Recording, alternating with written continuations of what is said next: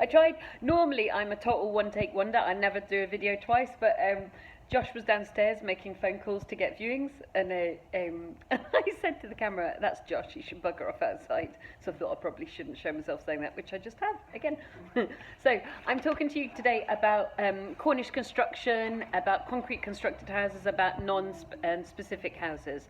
So really, you're looking at things like John Laing. Have a good Google for concrete construction houses. They're typically post-war houses. They're often council houses or ex-local authority houses, and what it is that they got thrown up in a hurry.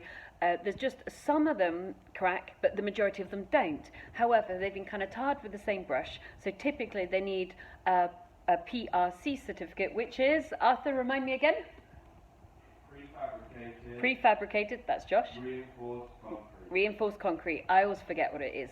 So, we bought a property a few years ago. This is the original PRC certificate, which nobody had, including the current sellers or the council. So we then spent £850 plus VAT, so £1,000, getting a new guide, that's the ice cream van, a new guide to certify it had been re-bricked. Because what happens basically, if they've not been re-bricked, you can't have the PRC certificate. If you can't have the PRC certificate, it's very difficult to mortgage them.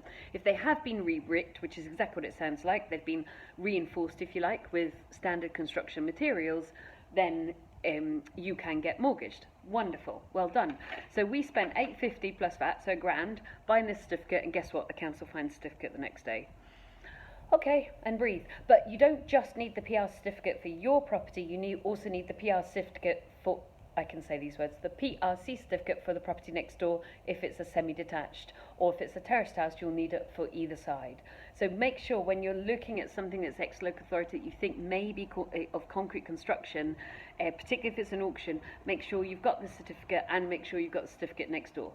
Now the reason I'm doing a vid is to not warn you guys, but highlight it, because I am now refinancing my property. I know the neighbour's got a PR certificate. I cannot for the life of me, because I spent an hour looking for it, find the neighbour's PRC certificate. So now I'm going online to get the land registry name of the neighbour again, to go and get the certificate from them again. And I know we've got it already. I'm just kicking myself for this particular thing that we haven't actually filed correctly. So there you are, PRC certificates. It's all sexy in the world of property, isn't it? But on the plus side, bought it for 117.5, spent 15 grand doing it up, and it's now been revalued at 240. And that was I only bought it in 2014, and this is 2017. This video, so that's 3.5 years. That's mad, isn't it? 112.5.